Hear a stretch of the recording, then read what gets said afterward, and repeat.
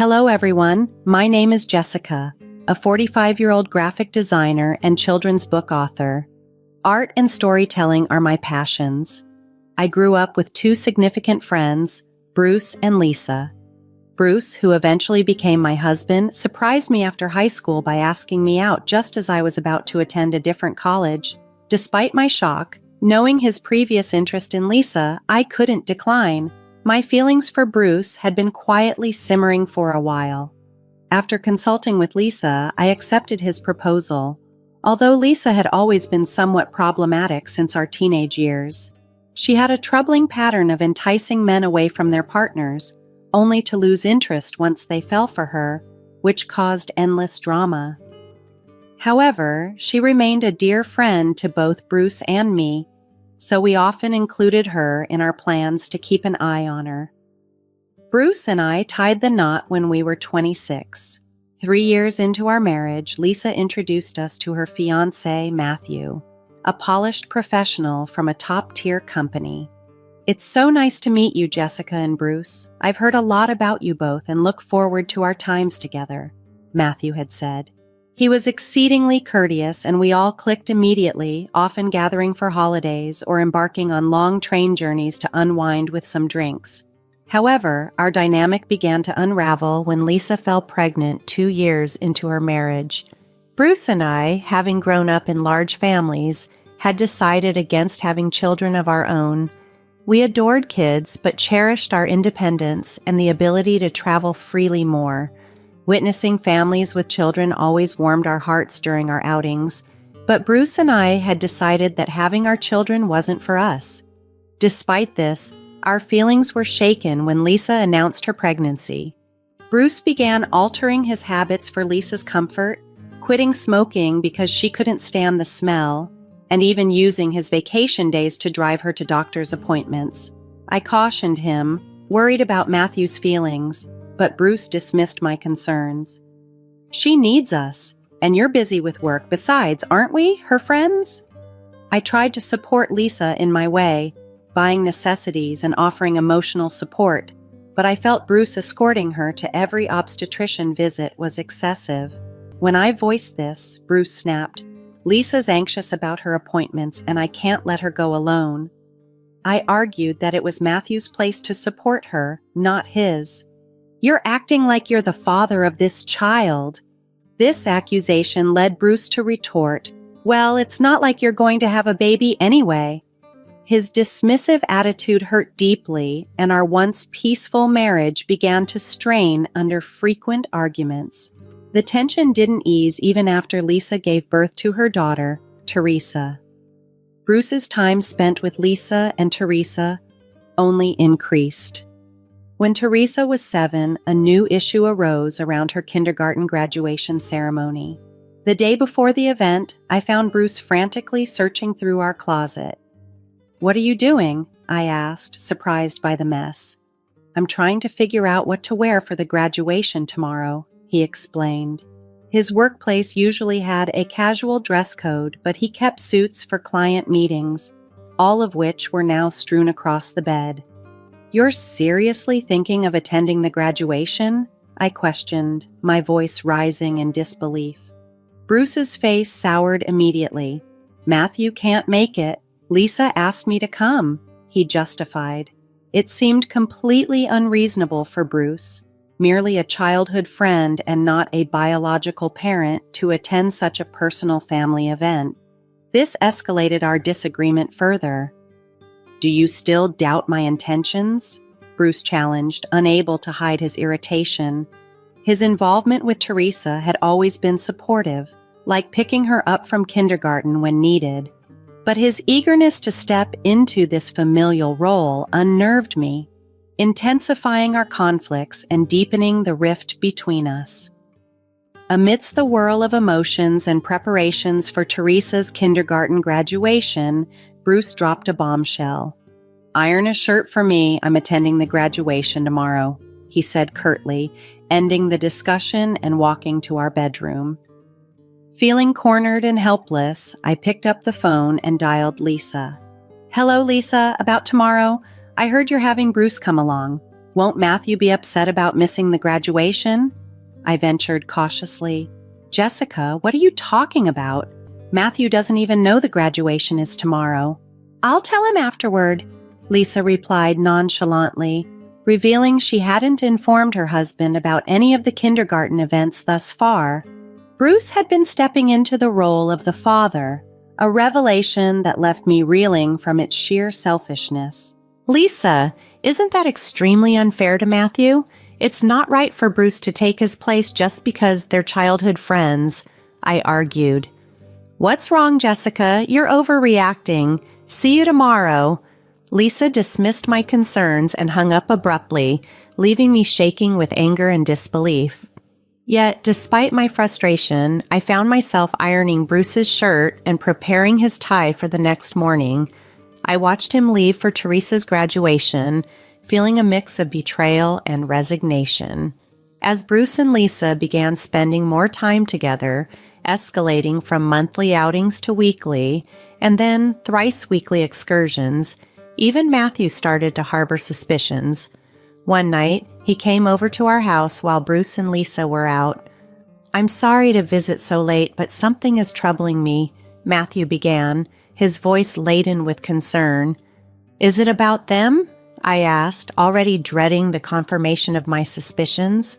Yes, he replied, pulling out his phone to show me the GPS history from Lisa's car. It showed frequent visits to a hotel on the days she was out with Bruce. The pain and betrayal written across Matthew's face mirrored my feelings. What do you want to do, Matthew? I asked, my voice steady despite the storm inside. I want to take action against them. I can't just let this go, he declared, a steely resolve in his eyes.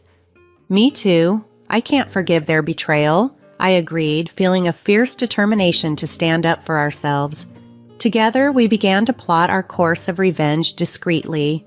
I started by increasing my income, having previously reduced my professional activities to focus on household responsibilities. Meanwhile, Matthew transitioned to working from home, enabling him to take care of Teresa when Lisa and Bruce went out. He would often bring Teresa over to my place, allowing us to discuss our plans under the guise of playdates. This arrangement not only provided an alibi for our meetings, but also reinforced our bond as we navigated this turbulent chapter together. Matthew and I found ourselves increasingly involved in taking care of Teresa, while Lisa and Bruce remained oblivious to our knowledge of their secret relationship. During this time, we meticulously gathered concrete evidence of their deceit. Just as we were preparing to enact our revenge, a startling revelation about Teresa made us pause. After much deliberation, Matthew and I decided to delay our plans until Teresa was older, wanting to shield her from any fallout. However, life threw another curveball when I was diagnosed with a serious illness that required long-term hospitalization.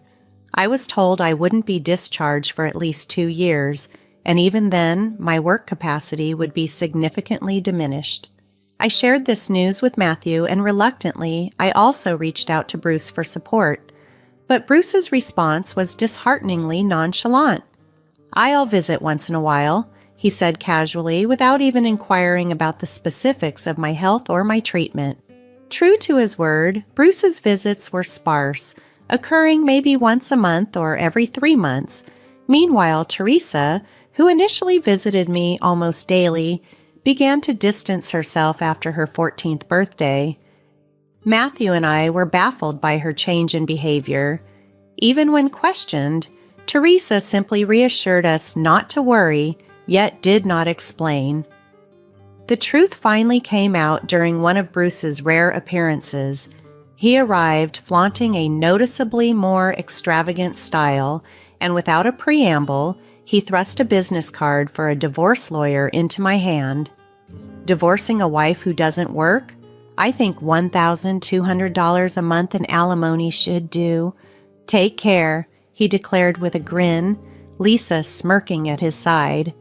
Fine, let's divorce then, I responded with a calm that seemed to momentarily stun him, but he quickly recovered, sharing a smug smile with Lisa. It was fortunate Bruce wasn't one to think things through deeply. His oversight would play right into the plans I had been quietly shaping. After the divorce was finalized, a notification confirmed by Bruce himself, I was ready to initiate my revenge against both of them.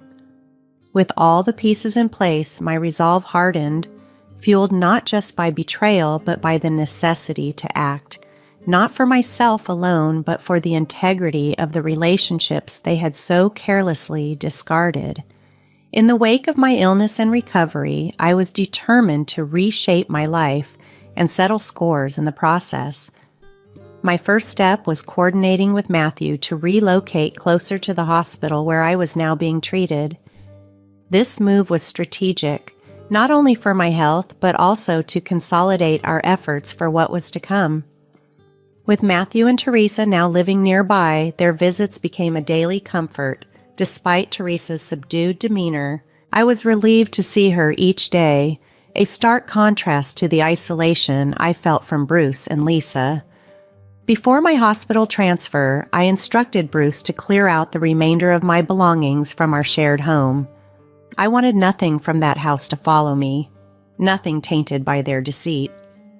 As things settled with my new living arrangements, I received an unexpected flurry of calls from Bruce, showing 30 missed calls in just a few minutes.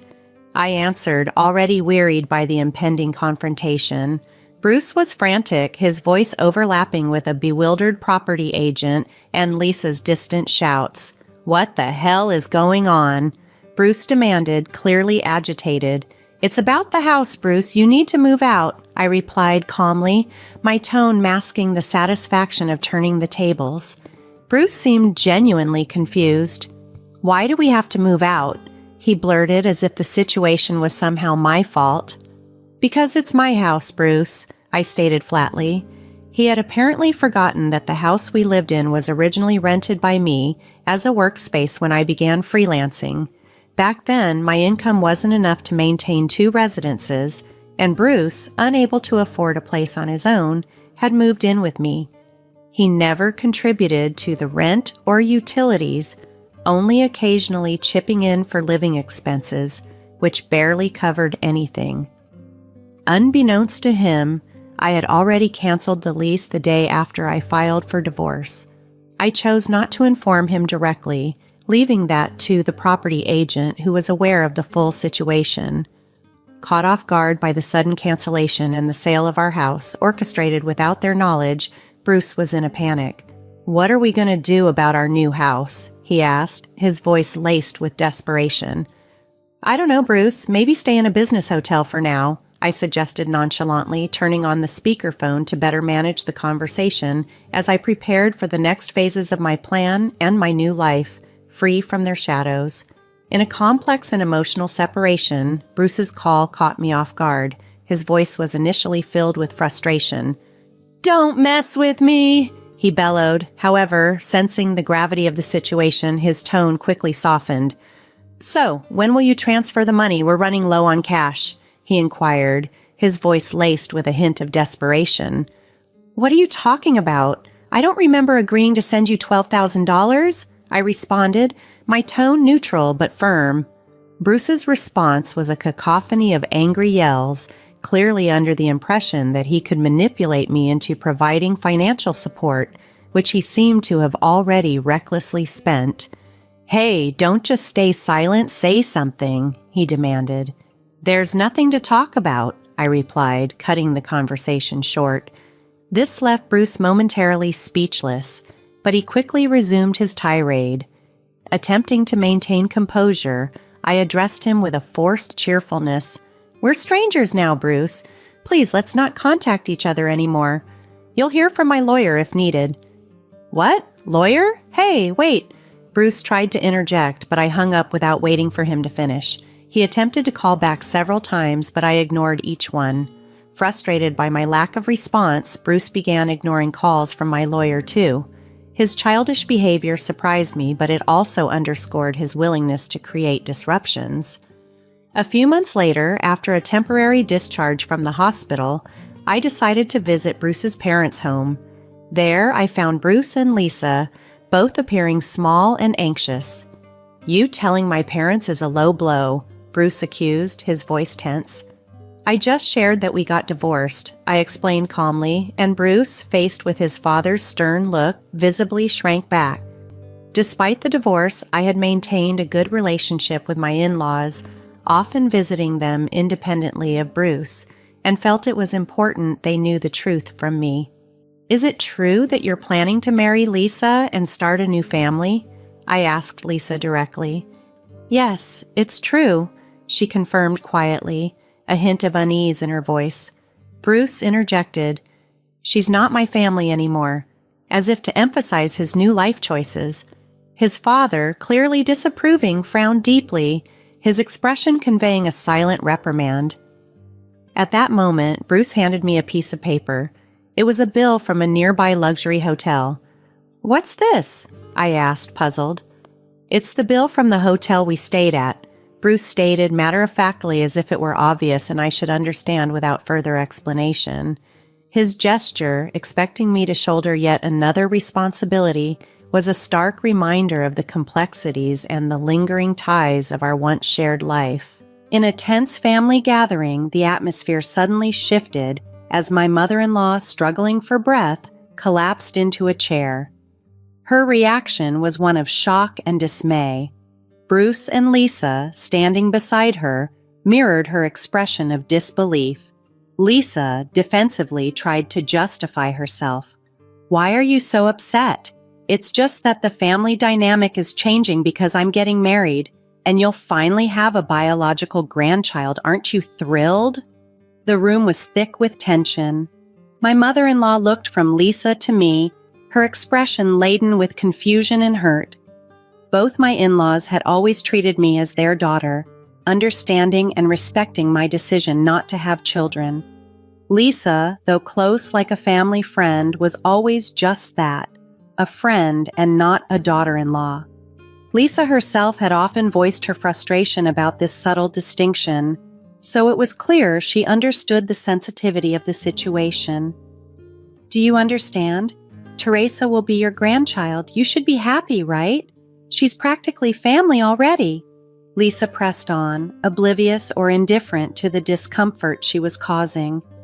"It's not just about blood relations," my mother-in-law finally said, her voice shaky.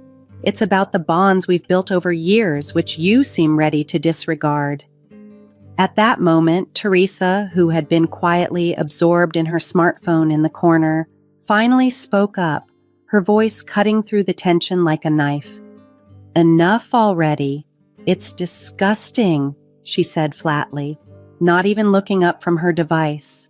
The room fell into a stunned silence. "My dad is the only one I consider my father, blood-related or not. He's the only one," Teresa continued, her words deliberate. "I know Bruce has been around for my school events, but I also know he was always informed after they happened. Even the events themselves were often kept from him. But Dad has always told me I am his daughter, and that's all that matters. I will never consider you my parent, Lisa." Teresa's words hung heavily in the air.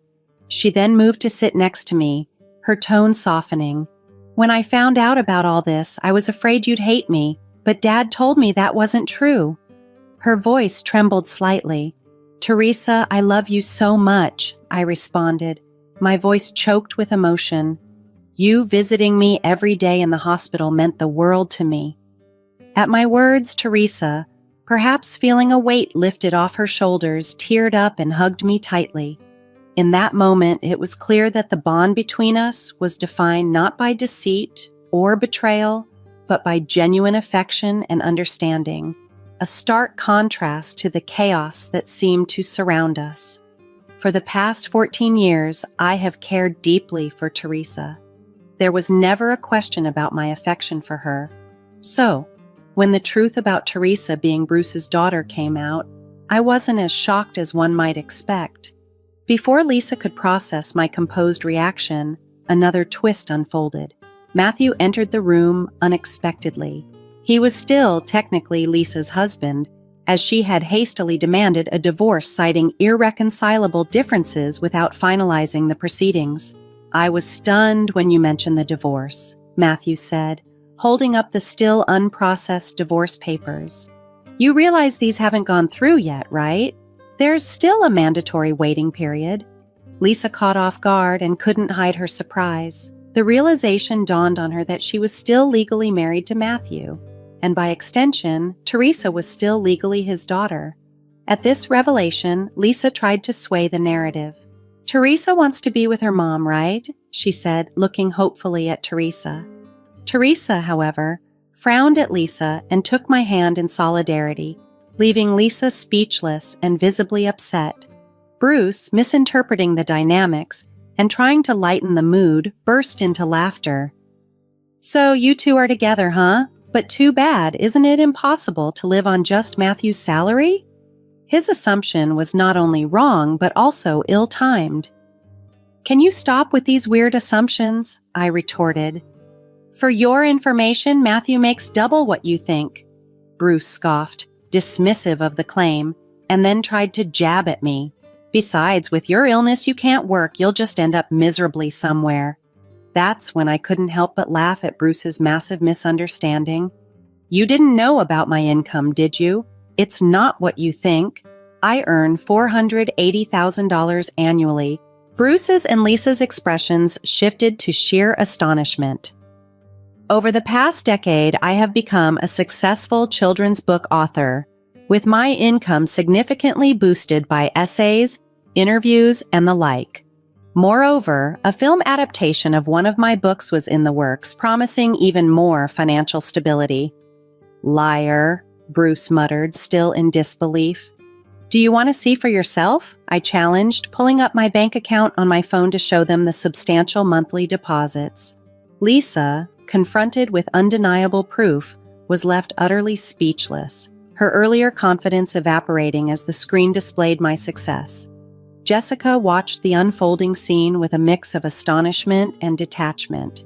Bruce, suddenly keen to mend bridges, perhaps motivated by glimpses of her financial success, clumsily suggested they make up. Lisa, visibly angered by Bruce's sudden shift in attitude and seemingly blinded by the potential financial benefits, was furious. "If you want to get married, go ahead," Jessica said coolly, her voice laced with indifference but firm in her resolve. "And remember, I'll be expecting compensation for the damages."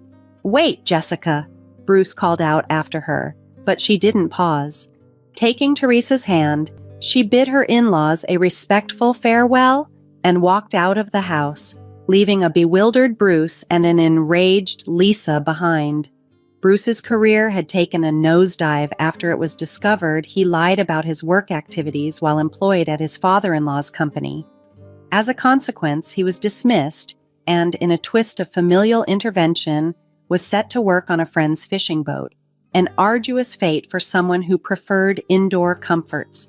Despite several attempts to reach out to Jessica for help, she informed his father-in-law each time, and eventually, Bruce stopped calling.